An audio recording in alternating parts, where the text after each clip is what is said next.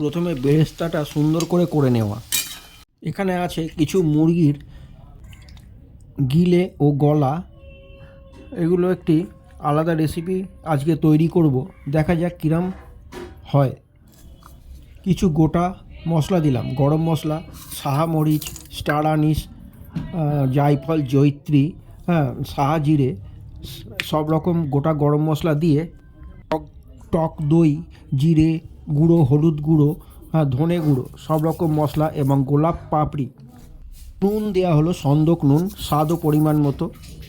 দেওয়া হলো আদা, পেঁয়াজ, রসুন কুড়োনো ও কাঁচা লঙ্কা কুচি এবং কাশ্মীরি রেড চিলি। সমস্ত মশলা ভালো করে মাখানো হলো।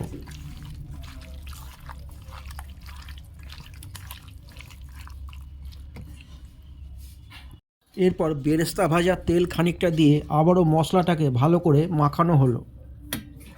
দেওয়া হলো গাওয়া ঘি।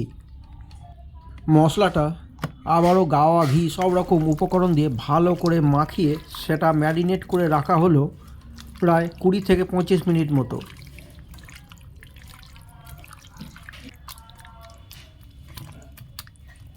তারপরে একটি পাত্রে সেই বেরেস্তা ভাজা কিছু তেল ছিল সেটা নিয়ে নেওয়া হলো, তাতে দেওয়া তেজপাতা, ম্যারিনেট করা মুরগির গলা ও গিলে মেটেগুলো তাতে দিয়ে দেওয়া হলো এবং সেই তেলের সঙ্গে ভালো করে নেড়ে চেড়ে কষানো হলো।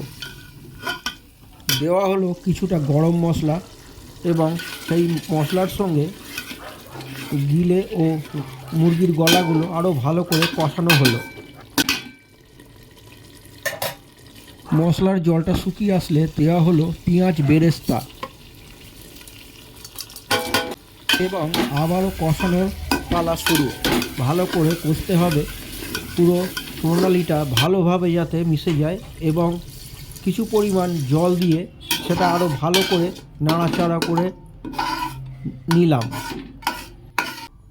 এবং গ্যাসের ওভেন হাফ আঁচ করে দিয়ে সেটা ঢাকা দিয়ে দিলাম এবং অন্য একটি পাত্রে জল গরম করে নুন, তেজপাতা দিয়ে সেটা ফোটালাম এবং চালগুলো দিয়ে দিলাম এবং মাংসে দিলাম কেওড়া জল, আবার কষাতে থাকলাম।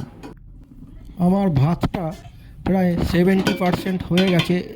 সেই মিশ্রণে গলা ও গিলেমেটের মিশ্রণে দিয়ে দিলাম এবং সেইটা ভালোভাবে চারিদিকে ছড়িয়ে মধ্যিখানে একটা জায়গা করে নিলাম এবং দিলাম কিছুটা ফুড কালার। সেটা আবার ঢাকা দিয়ে দিলাম এবং দমে দিয়ে দিলাম একটা তাওয়ার উপরে। আঁচটা একদম ধিমে আঁচ করে দিলাম।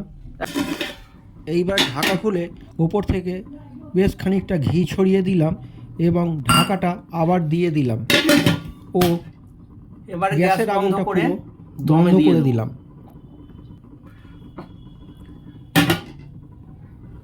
এবং 30 মিনিট পর সেটা নামিয়ে নিলাম। নিয়ে সেটা ভালোভাবে মেশালাম। এটা একটা মুরগির গিলে মেটে ও গলা দিয়ে বিশেষ ধরনের একটি পোলাও রান্না করলাম।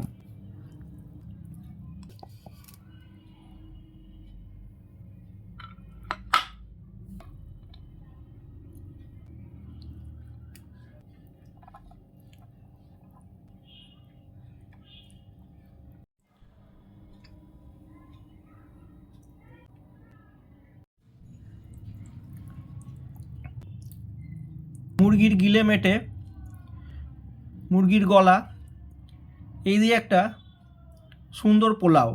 যদি ভালো লাগে লাইক, শেয়ার ও কমেন্ট করবেন।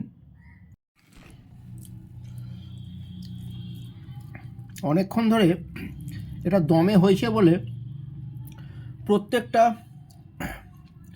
গলা, গিলে মেটে সব পুরো মশলাটা রসটা নিয়েছে। অনেকক্ষণ টাইম নিয়ে করা হয়েছে বলে অসাধারণ সুন্দর টেস্ট হয়েছে। আহা আহা